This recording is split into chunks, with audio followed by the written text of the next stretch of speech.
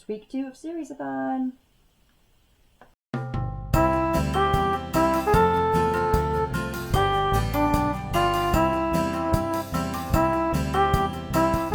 Welcome back to the Bookworms Buddy. It is week number 2 for Series-A-Thon and March Mystery Madness.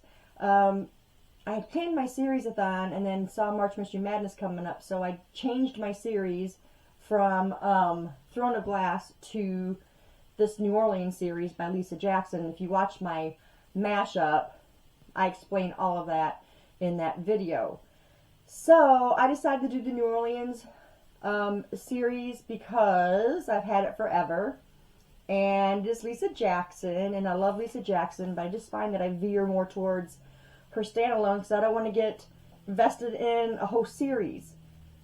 This time I'm getting invested in a whole series. So last week I told you that I finished Hot Blooded, and for 2x2 for March Mystery Madness I took the Cold Blooded, the 2 O's in that, and also there was 2 prostitutes that were murdered in this book.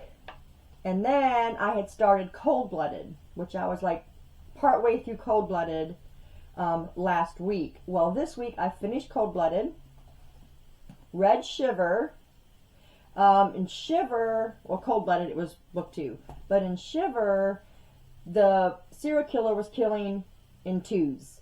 So there wasn't just one body, there was 2, and they were modeled or they were posed after he killed them, and they were related in some way. I will go through these books in a moment. So there was Shiver.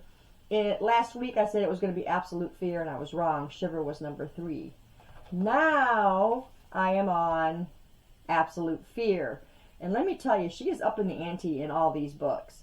In Absolute Fear, I haven't really seen like anything 2x2 or anything to do with 2s. So that's okay. It's still for my Series-A-Thon.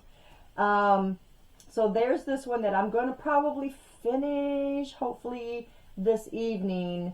And I can start with the next one because there's 8 books in this series. This will be 4.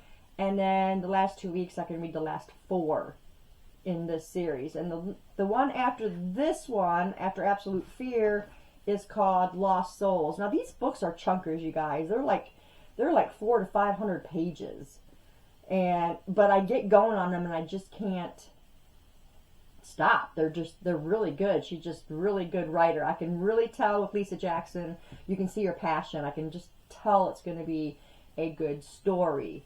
So I want to go over a little bit with these. I know I did a little bit on the first ones that I read, but I'm going to go over it a little bit again. But the first thing I want to say is that I find it so cliche with serial killer books that they have to kill in the name of God. I don't understand that. And in these 4 books that I've read so far, that was the serial killer's reasoning. He was killing in the name of God. And why can't they just be crazy? You know, and they just decide, hey, I'm going to kill somebody. Or maybe their parents drive them to that or something. Something other than killing in the name of God. That's really just starting to get annoying. And it happens in so many different serial killer books that I've read. That is my only complaint. That's my only complaint. So, Hot Blooded, we have, this is Dr. Sam, who we're following pretty much. The serial killer is killing prostitutes, and he kills 2 prostitutes in this book. But Dr. Sam is a psychotherapist. She does this radio show called Midnight Confessions, and he calls in. I think it was after his first kill. And she's really kind of like taken aback by that. And then he doesn't call into the show anymore. He calls her after the show. And so she's relaying messages to our detectives who we're following, which is Rick Bentz and Ruben Montoya. In this one and in Cold Blooded, we're mostly following Rick Bentz. And Montoya's kind of in the background. In this one, in Cold Blooded, Montoya really kind of got on my nerves because he was the younger one. And he's kind of like egotistical, you know, and just like he's all that. And he was a little annoying. Rick Benz I absolutely loved. And so this one, it kind of revolves around this radio station and Dr. Sam's show. And she's kind of freaked out and she starts to help, whatever. There is another person of interest in this story that I really was thinking at first, it's got to be him. But then he was planted in the story kind of obviously, so I knew it wasn't going to be him. So he ended up kind of helping her. So I think people would probably get the same thought, but it was really obvious. So it's got to be him. And I'm always writing these little notes in my book journal so I can go back and see, hey, but I never can figure it out. Never can figure out who the person is in any of her books. So that's hot-blooded. Then in cold-blooded, we're following Olivia, and she is a psychic. And I love that element in books. I love anybody who could be a psychic and see things. So she's seeing the murders, but Bence and Montoya aren't really believing her. They're thinking she's a little cuckoo, and she's desperate to have them believe her because she's tired of having these visions of these people being murdered again by a serial killer, and she kind of helps them solve it. So this week I finished Cold-Blooded and went to Shiver, and this one is following Abby. Abby is trying to figure out what really happened to her mother. The plot point of this is the place of events is surrounding a hospital that her mother was in because she was said to be loony, and they put her in there. Now this was a place for all kinds of people, not just people who were crazy, but they said crazy. Her mom was put in there, and they said she committed suicide.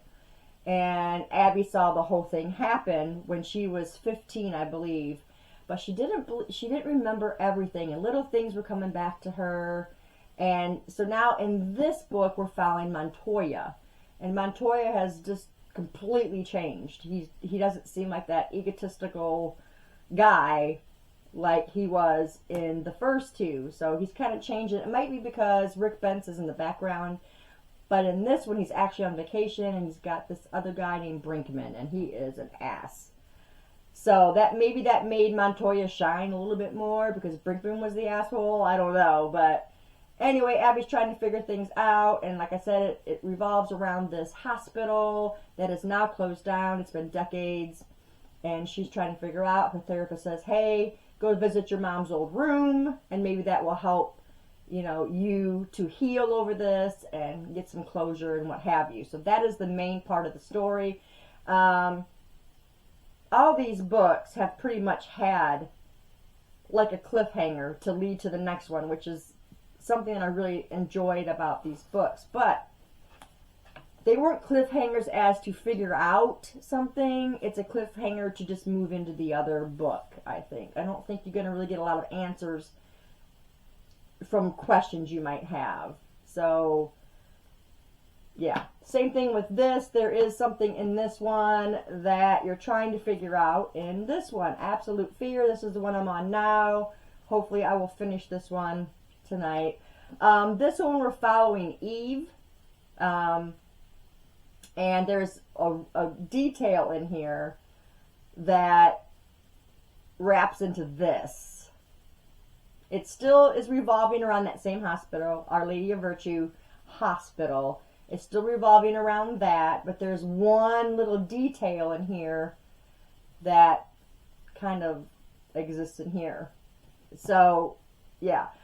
In this one, you've got Eve, who also grew up around the hospital and what have you. And she had a friend, his name was Roy, who also, when they were younger, they would peek into holes, of the doors of the patients and run around, and they knew all the secrets and passages and all this stuff. And her friend Roy had called her while she was with her boyfriend, lover at the time, Cole, and he didn't want her to go because she had to go to this hospital, which is closed down because Roy said he had evidence of something. And so, of course, she goes, and it gets to this point. This is all at the very beginning, the very first in the prologue. And she looks down, and she sees Cole, and he shoots her. That's what she saw. She got shot, and I think it went across her face and got her in the some shoulder, and I think it said a ricochet to her face or something, but it didn't kill her, obviously. But it did give her trauma amnesia. So she was saying that about Cole being there, and he shot her. He went to prison, and now he's out. And she went back to New Orleans to her Nana's house, I believe, and that's where she's living. And Cole ends up coming back there too. And there's another serial killer, and yeah, everybody wants to automatically think, oh, it's Cole because he just got out of prison, he's trying to stay out of trouble, and blah blah blah, this and that, and that's all I'm gonna say. So she, like I said, she's upped the ante on each of these books, and I'm enjoying them all. They're chunkers, guys. They're chunkers, but they go really fast for me. And like I said, I want to finish this one, and then I will be picking up this one. Now, there's 8 books in the series. I think I already said that. And hopefully the last couple weeks of the month, I can get the last 4, this being book number 5 right here. Yeah, so it's been very enjoyable so far, and I hope to get this series finished this month, and it works for March Mystery Madness for the most part. So that is my week 2 wrap up of Series-A-Thon and March Mystery Madness. If y'all have read any of these books, let me know in the comments below. Or if you are also doing March Mystery Madness and you want to share how you are doing, let me know that too, and we'll talk about it. Thanks, guys, for staying tuned, and I'll see you in the next video. Bye.